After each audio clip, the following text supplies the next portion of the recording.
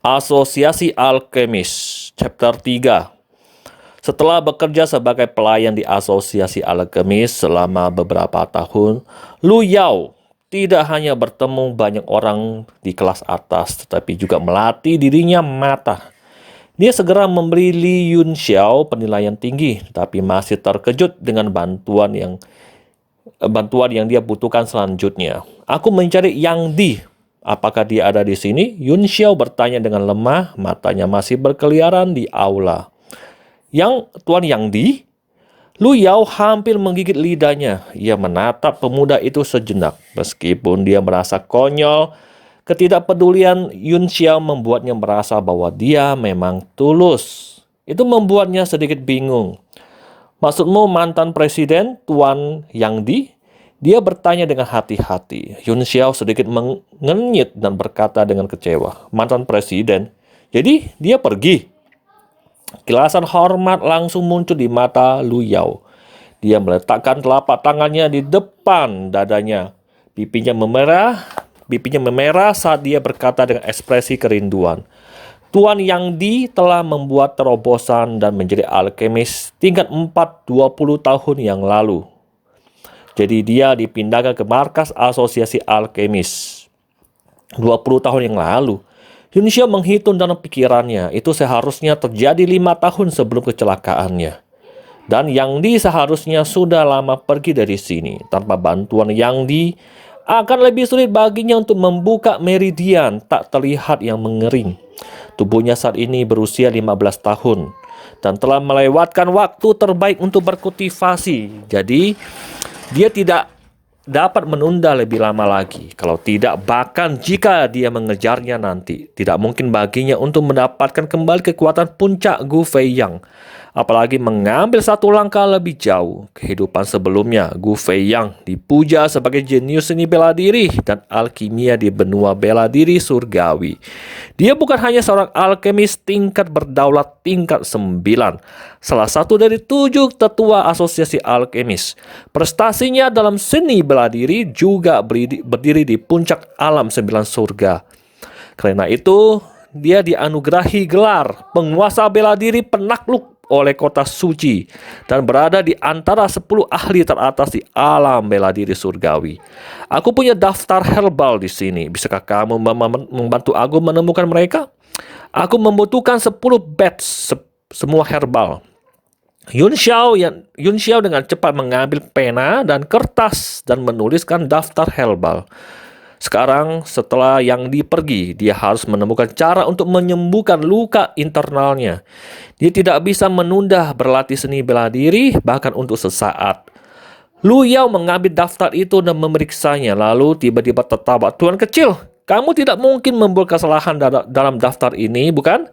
Aku sudah berada di Asosiasi Alkemis selama 3 atau 4 tahun, tetapi belum pernah mendengar apapun yang kamu tulis di sini.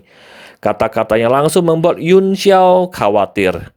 Dia harus ramuan untuk membersihkan meridiannya, mempertimbangkan bahwa tempat ini hanyalah cabang kecil dan banyak bahan mungkin tidak tersedia. Dia telah menuliskan bahan alternatif alih-alih beberapa ramuan langka.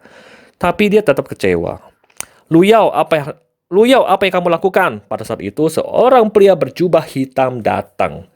Jubahnya adalah ciri khas seorang alkemis, dan dia memiliki lencana melengkung yang tergantung di bahunya dengan tanda merah darah yang mencolok di permukaannya. Setiap orang yang melihatnya berhenti dan memberi hormat dengan hormat di wajah mereka. Ekspresinya tenang saat dia berjalan dengan santai. Jika seseorang melihat lebih dekat, orang akan menemukan bahwa pandangan orang tertuju pada lencana di bahunya, penuh kekaguman dan iri hati. Adapun pria itu tidak ada yang tertarik padanya. Yun Xiao menyipitkan matanya dan tersenyum. Itu adalah lencana seorang alkemis tingkat pertama, simbol status. Dengan lencana ini, pemakainya akan sangat dihormati kemanapun dia pergi di seluruh benua bela diri surgawi. Hierarki alkemis sama dengan prajurit. Mereka juga dibagi menjadi 9 tingkatan dan memiliki gelar yang sama. Jelas pria itu adalah seorang alkemis tingkat pertama. Kehidupan Li Yunxiao sebelumnya, Gu Fei Yang adalah ahli maha kuasa sepanjang masa yang telah melangkah ke alam berdaulat baik dalam seni bela diri maupun alkimia.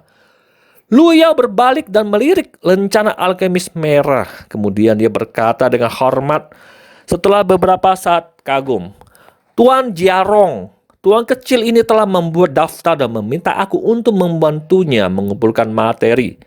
Jiarong mengambil daftar itu dan meliriknya. Sesaat kemudian dia sedikit mengernyit lalu meremasnya seperti secari kertas dan membuangnya. Selanjutnya dia berkata kepada Lu Yao, "Omong kosong apa ini?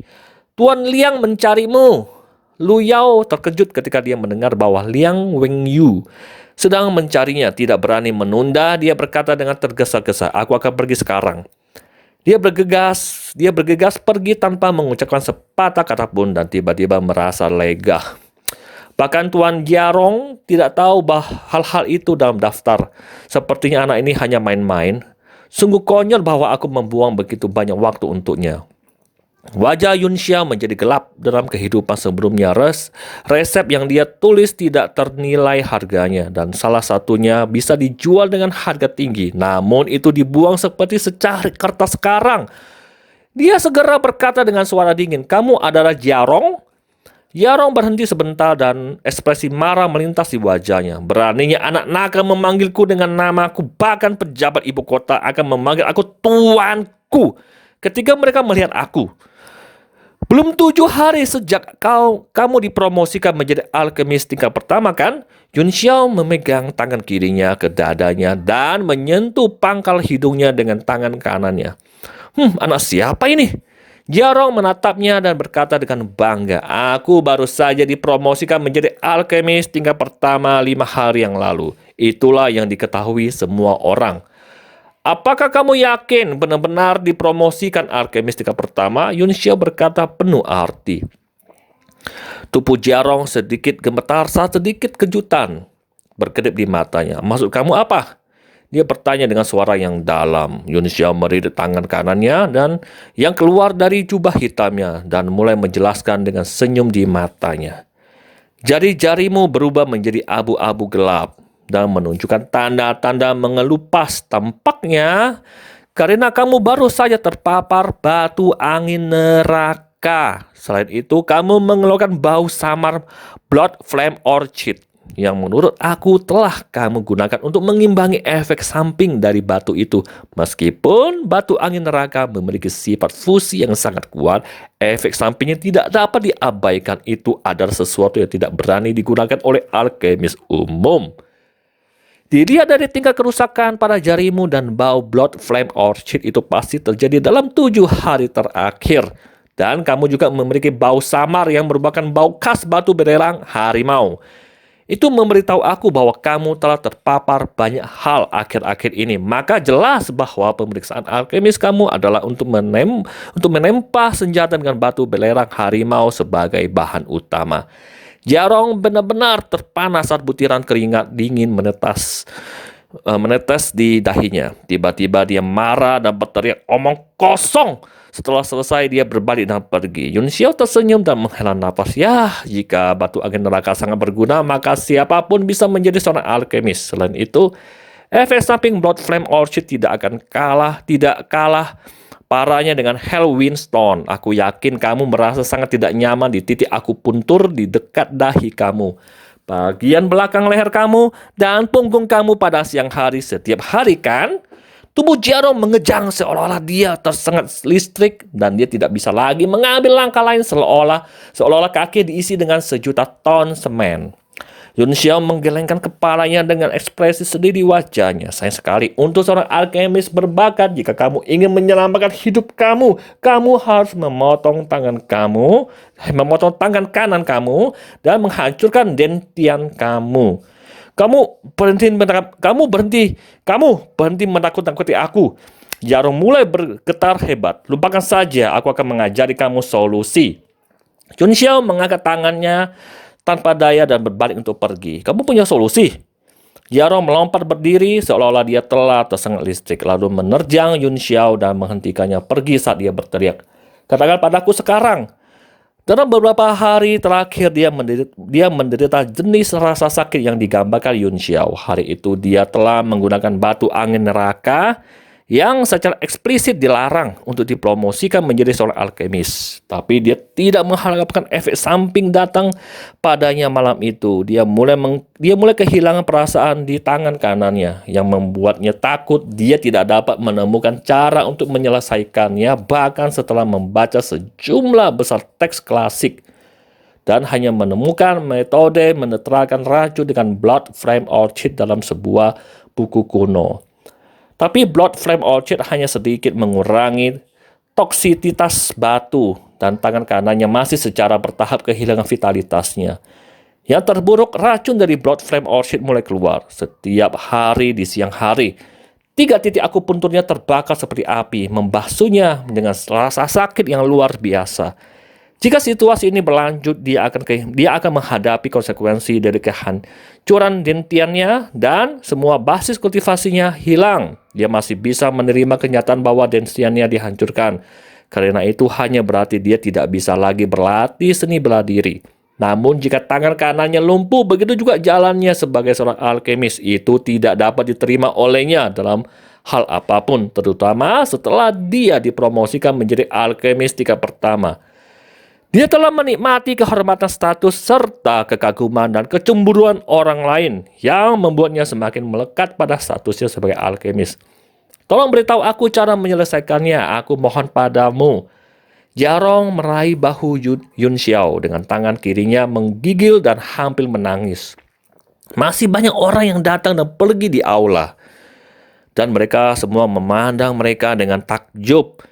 Meskipun mereka tidak dapat mendengar percakapan mereka di kejauhan, perilaku berlebihan Jarong dan wajahnya yang menangis masih berhasil menarik banyak pandangan, menyebabkan orang banyak berspekulasi tentang identitas pemuda itu.